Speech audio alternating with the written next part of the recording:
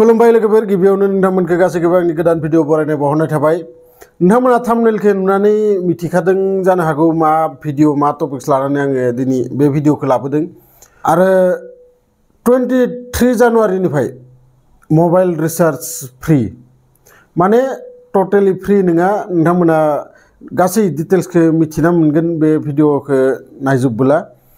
आरो बेखौ इन्डिया सरकारा मोनसे गोबाव समनि उनाव जेब्ला लुथिखाङोना बिनि उनावसो बुद्धिफोरा फैयो। गतिके बिजनेसमेनफोरा लुथिखांबाय इमान बोसोरनिफ्राय दासो सरकारा थर मोनदो जे बेसेबां करर करर थाखा बै बिजनेसमेनफोरा लुथिगासिनो दङ। जोंनि इन्डियायाव 15 crore अनलि किपेड मबाइल सलायो जायफोरा गोरिब मानसि। आरो बै किपेड मबाइल सलायनायाव जेबो डाटानि कुनु दरखार गैया।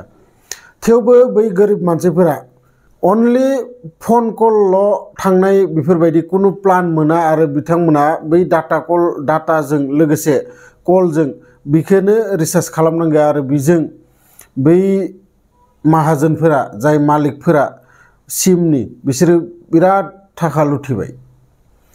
आरो लोगोसे 20 crore सुबुंफोरा गंनै सिम दोङो जायफोरा गावसोरनि सिमखौ कन्टिनिउ खालामनो थाखाय गोबां रां गांनै सिमावबो रिचार्ज खालामनो गोनां जायो।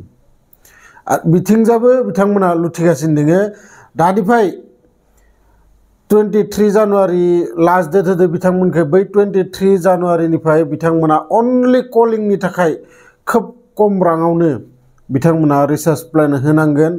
आरो बे रिचार्ज प्लेनजों गोबां सुबुंफोरानो राहा मोनगोन होननानै आङो सानो। मानोना गोबां रां नांगौ जादों आजिखालि बे रिचार्ज खालामनायाव। आरो जायफोरा गांनै सिम दोङो बिथांमोनाथ' 700नि खम माने रिचार्ज खालामबा जाथारा। कुनु खालि कलल' थांनाय बेफोरबायदि रिचार्जनि कुनु प्लान गैया। नाथाय दानिफ्राय नोंथांमोना बोसोरसेनि भेलिडिटिनि माने माबा मोनगोन, रिचार्ज प्लान मोनगोन। आरो लोगोसे आं नोंथांमोननो खोन्थानो सानो गोदान मोनसे भाइरास फैदो HMPV। आरो बे भाइरासआ बेंगलराव दाखालि बावैसो सासे उन्दै गथ' मास मोनथामल' जानाय गथ' सासेनाव मोनदों गोदान भाइरास। आरो खोनानो मोननाय बायदि टिभिफोराव नोंथांमोना नुनो मोनदों जानो हागौ चाइनायाव बे भाइरासनिफ्राय गोबां सुबुंफोरानो हस्पिटालाव दा भिर जासोदो होननानै मिथिनो मोनो। आरो मैयालागि बे भाइरासआ जोंनि इन्डियायाव 3 मानसिनाव हमनो मोनो, जेराव 3बो उन्दै गथ'। आरो WHO आबो बुंदो जे बियो गेदेर मानसिनाव इमान माने एफेक्ट जाया, उन्दै माने बोसोरसेनि सिङाव थानाय उन्दै गथ'फोरनावसो बेफोरो एफेक्ट खालामगोन। बेनि थाखायनो साबधान थानाया मोजां जाहाथे कर'ना बायदि नेक्स्ट टाइम जाबावला। नोंथांमोना गासैबो नुदों कर'नाया माबायदि जोंनि गासै बुहुमनि सुबुंफोरखौनो आलाय सिलाय खालामजोबदोंमोन। बेबायदि जाहाथे जाला। गतिके नोंथांमोना साबधान थाबानो जाबाय। आरो बे बेरामा बा बे भाइरासआ जाहाथे कर'ना बायदि जोंखौ खालामफिना। उन्दै गथ'फोरखौ साबधानै लाखिबानो जाबाय।